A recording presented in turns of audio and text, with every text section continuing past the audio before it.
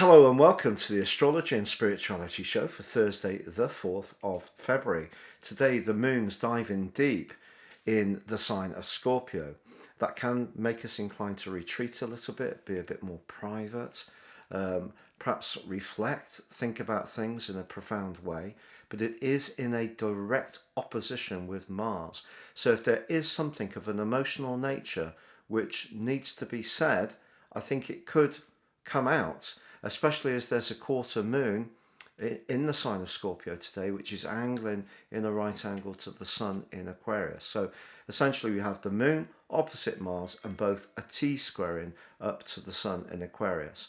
So Mars opposite moon can lead to people who are very outspoken, do not like to be dominated, are very much people who dislike being told what to do. It just describes making a plaything. Okay, go again. I think we should keep those. Hello and welcome to the Astrology and Spirituality show for Thursday, the 4th of February. Today we have a quarter moon in the deep and passionate sign of Scorpio. So that means the moon is squaring in a 90-degree angle to the sun in Aquarius. Aquarius is house 11, logic, friendship, the group, but also individuality, the future. And obviously Scorpio is house 8, very much to do with passion, transformations, where we're most invested. So it could be around a friendship circle. If someone's being a bit clingy or there's too many politics, it could really see us pushing back a little bit, particularly because Mars is also squaring the sun and opposing the moon, which makes today potentially quite volatile and even the next week. If something needs to be said and it is around an issue of justice, which could come, or fairness, very much to do with Aquarius, I think it could get punched out, it could get spoken out today, and that could create some sparks, but maybe also it will be said. But they're all in fixed signs, so it's important when we have that fixed energy that we're not too intransigent, that we do listen to people as well as say our piece. Elisa, what cards have you gone for? Today we're using the Angel Therapy Oracle cards. Some nice, hopefully, healing message to come through. Yeah. But what could be a bit of a tricky day in some ways. And week, because the quarter moon lasts, the backdrop of that lasts for 7 days and takes us through, obviously, to the next lunation, which will be the new moon in Aquarius.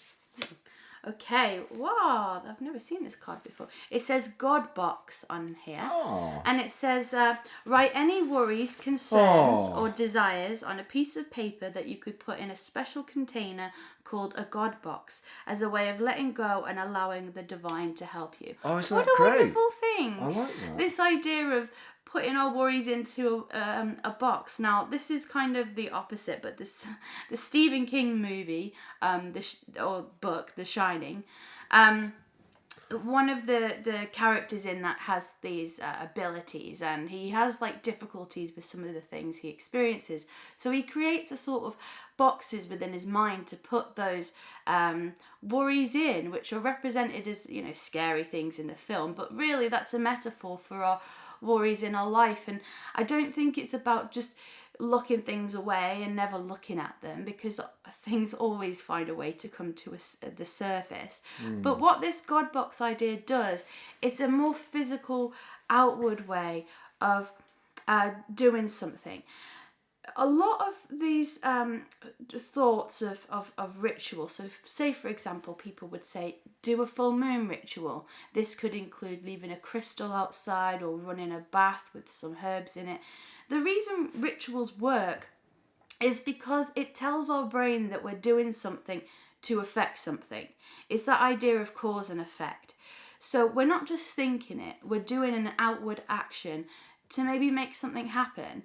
And that's why ideas like this really work, because it really does speak to our subconscious mind. Anything to do with symbolism, anything to do with that kind of ritual, it speaks to our subconscious, and that means it has a greater chance of succeeding, really. That's brilliant. I think that's absolutely fantastic, because that side of what we do, wasn't something that I had a great attunement to before we met.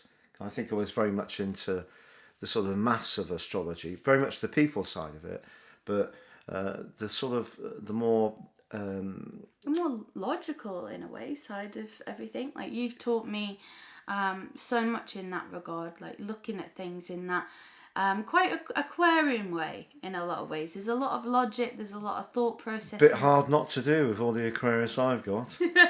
So if you didn't know, I've got the Sun in Aquarius in the third house of thinking and everyday communication. I've got the IC, so that's the opposite of where we connect with the world. So my home life is very fourth house, very Cancerian, but a lot of Aquarius planets there. So Venus and the Moon conjunct, the position of Chiron, which is, the more I do client charts, the more I know that the Moon conjunct Chiron is a particularly notable influence, and particularly when Chiron's in the 4th or the 12th house, you're usually talking about some kind of trauma in early life. But the 4th house energy, it's all Aquarius, apart from the Sun position, which is very Cancerian, but a lot of Aquarius. So perhaps does make me a bit more logical at times. You do have the very King of Swords side to your nature, but also very King of Pentacles. You're very, friendly. You're very generous with your time, with people, and you do have the King of Cups as well, because you do feel things and really. Blinking hell, the amount of sort of bison and that to feed all these sires in my banqueting hall, because. And then if I break my lute, my string breaks as I'm reciting them some kind of music to make them jolly with their mead as they take it down them.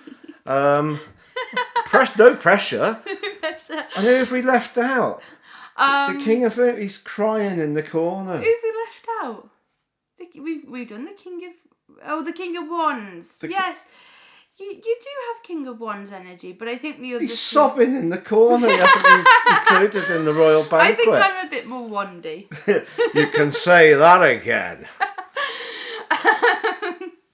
Definitely more Page of... or Queen of Wands of me. And on that fiery reminder, I need to go and pour more mead into those glasses. Well, thank you so much for joining us here today. I hope that I am going to participate in that God Box idea. The God Box Challenge, I like to call it. That's God Box Challenge. Shall we all collectively... Like hashtag God Box Challenge. Yeah. Let's give it a go. Find a container and put some things in there. Brilliant. Yeah. So please check out your free daily horoscope below.